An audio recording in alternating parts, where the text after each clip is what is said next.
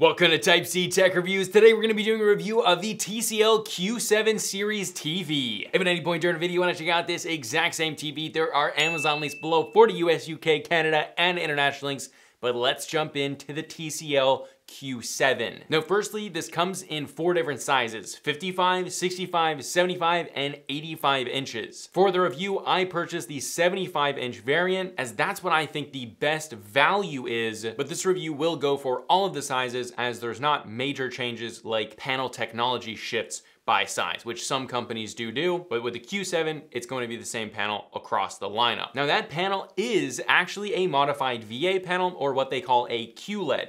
This means it's a VA panel with full array local dimming and a quantum dot layer, which increases the color gamut, or the overall color coverage, how beautiful and vibrant those colors are going to be, especially in HDR.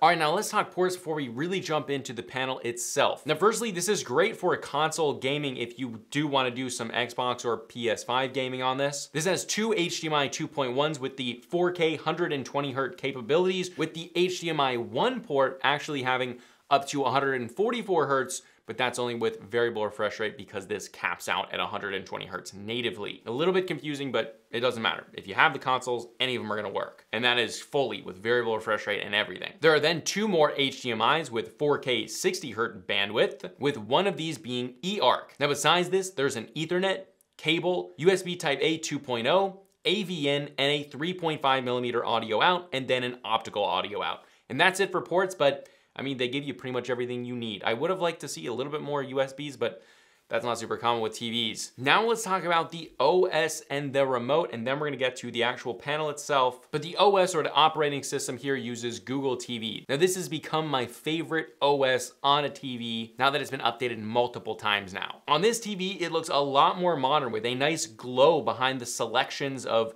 Netflix, movies, whatever you're looking at. The menu system for settings that TCL implemented works very, very well. Everything is super intuitive and easy to use. So if you are older or you have to learn a new system, this is definitely gonna be one of the easier ones to learn, whereas, well, something like LG is not my favorite when compared to this. There's also a few things I really enjoy, like the setting that if you turn on your console to start playing some games, it automatically switches to your HDMI input, so all you need to do is turn your console on and then start playing games. That's pretty awesome. Especially me, because I have a very busy life, that when I do want to play some games, I want it to be quick. I might only play for 10, 15, 20 minutes, but when I sit down, I want to play immediately. So you sit down, you grab your PS5 controller, you turn it on, and you're ready to go. So that I really appreciate. Now, AirPlay and screen mirroring also works very well. And one big thing of note overall with the OS is that there was no lag. Like, there was no instances where there was ever large amounts of lag or really any jitteriness or stuttering with the OS itself. I mean, it was absolutely incredibly quick all of the time, no matter if you just turned it on after it being on standby for over 24 hours, it was really quite impressive. So if you're worried about lagging, this feels like a much more premium TV because obviously the processor, well, is quite upgraded here. Now let's talk about the actual remote, because there's one thing that is so cool with it. Okay, so it's an average sized plastic remote. It has a nice kind of brushed metal look to it. And feel to it, but the buttons are very nice and rubberized and it feels high quality. But the coolest thing is the motion detected backlighting of the buttons. So all the buttons are backlit, and anytime you pick this up, buttons are going to be lit up. Not only does it look awesome, but it's highly functional when you're actually trying to, well, find what to click on in the dark when you're watching your movie. So super awesome there. Besides this, the remote is fairly basic looking, which is a good thing. It looks modern, it looks nice, it's highly functional, and there's really no problems at all with it. All right, now let's actually get into the panel itself. Let's talk about brightness and HDR. Brightness here is great, hitting 550 nits of brightness, full screen, so not small highlights. This is what you're actually going to see in full screen brightness. If we're talking highlights, this can go over 900 nits, even in a fairly large window. And again, that's just in SDR. So the brightness here is very good. This is enough where even in a brighter room with more reflections, this is going to keep away a lot of those reflections. This also maintains a very vibrant and bright picture through the day's lighting. So again, how the lighting is going to be changing throughout the day, this definitely has the brightness to counteract that. Now in HDR, this does really quite good for the price point, Bright, colorful scenes look especially awesome on this TV, and in game mode, the display gets a little bit brighter while less accurate. This may be the move for gaming, as many times accuracy isn't exactly what you want in game. Maybe it is, but in a lot of games, you just want it to look pretty. And one more thing to note, this does have Dolby Vision for that HDR goodness. Continuing on with that, let's talk about the black level and local dimming here, because obviously this does have full array local dimming. So firstly, this has extremely deep blacks with the local dimming turned on. The native contrast ratio, I think, is around 9 or 10,000 to 1, which is very, very good on its own, especially for a VA panel. But with local dimming on, this gets up to 80,000 to 1 contrast ratio, which is extremely good. Those blacks are super, super, super deep. So in a dark room, if the screen goes black, it's really, really hard to actually see that the screen is on. So it's a very deep black. Now, as well as that, the black uniformity is also extremely good. So when it is just a black screen, there's no clouding. It is very, very even, which is impressive. That makes it feel more like an OLED. Okay, but let's talk about local dimming now. How does it actually do? Because all that's great, but if the local dimming kind of sucks, it kind of just ruins all of that. Well, firstly, on the 75 and 85-inch variants, there are 200 local dimming zones. On the 65-inch variant, there is 160 local dimming zones. And on the 55-inch, I think it's somewhere around that, 160, but I'm not sure. So don't take my word for it. But the local dimming works very, very well. It's a little bit slower than some of the others in the industry. So it does take a second to get over there. Actually, not a second, milliseconds, but it is slightly noticeable. However, if you're not looking for it, you're not going to see it. So it's that good. Just when watching games and movies, I never noticed it. Only when doing isolated tests are you really going to notice it. Even in game, it did very, very well. And that is with me console gaming on both the PS5 and the Xbox, as well as doing some PC gaming where that's my bread and butter. So whipping around with the mouse in FPS games like Battlefield and Call of Duty, it did quite well with that, with all the local dimming on. So it's a really, really fun and enjoyable experience to game on.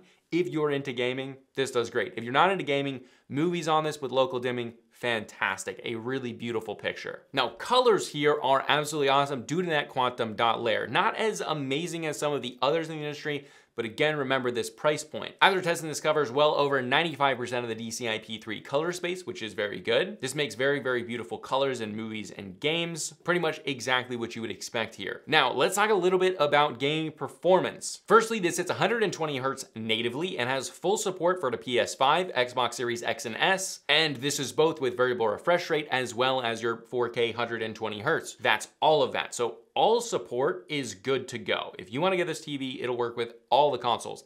Not just that, but like I mentioned, PC gaming is really, really good here. And I mean, it's really, really good here. And the reason that it's so good is the input lag on this TV is unbelievably low.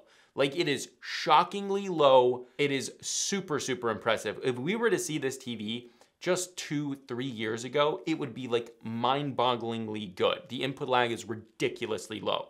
If you use this as a PC monitor, it's basically no different than just using a monitor. It's really that good. Same thing goes with a PS5 and the Xbox Series X and S. Obviously, you're not going to feel that input lag quite as well as you will on a PC just because frame rates aren't going to be hitting that high. So overall, the gaming is really, really, really quite good. If you want to get this for gaming, I 100% recommend it. You don't need anything more than this.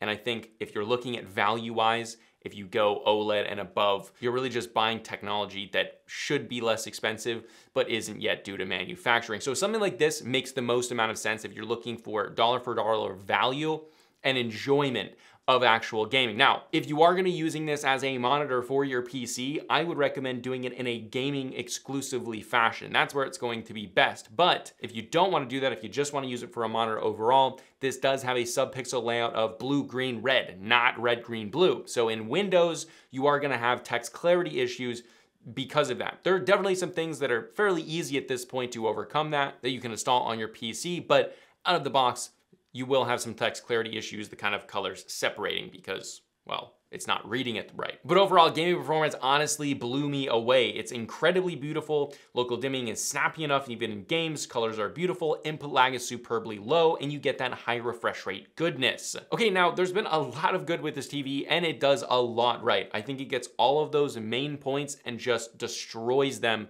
especially when compared to the competition.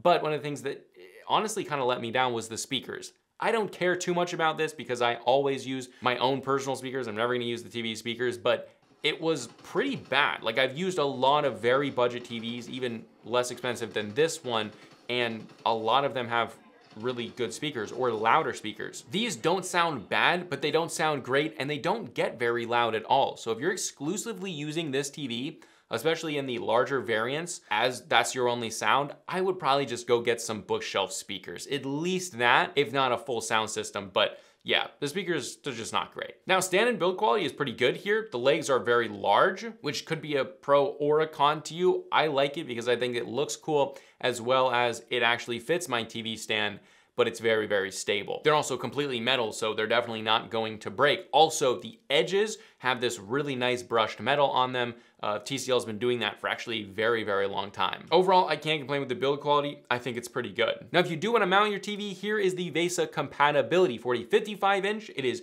400 millimeters by 300 millimeters. The 65-inch is 300 millimeters by 300 millimeters. The 75-inch is 400 millimeters by 400 millimeters.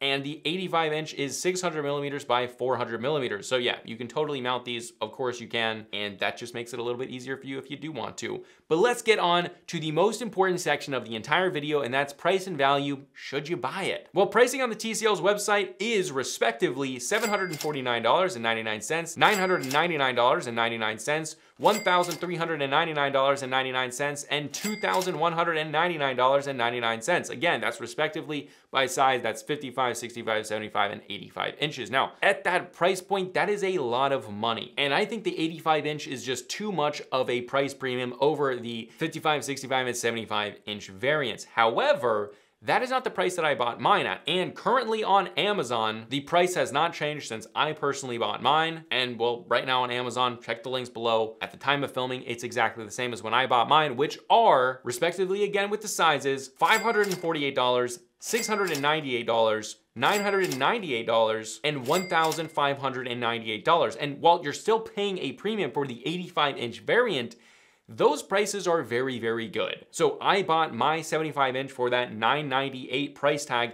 That is an unbelievably good price. That beats the competition from Hisense, LG, basically everyone. It beats them because the price to performance is so good. Now, I think the 75-inch is where you get immense value because that basically $1,000 price point for this TV is so good. The price for performance is the best in the industry right now. TCL has regained their place as the best budget/budget premium TV. Again, if you wanna check it out, there are Amazon links below for the US, UK, Canada, and international links. We also will be coming out with a bunch more TV reviews coming soon, but the TCL Q7 is definitely one that you should have on your radar, especially if you like gaming, because it just does a great job with that. But yeah, this is Type-C Tech Reviews, and I'll see you guys in the next video.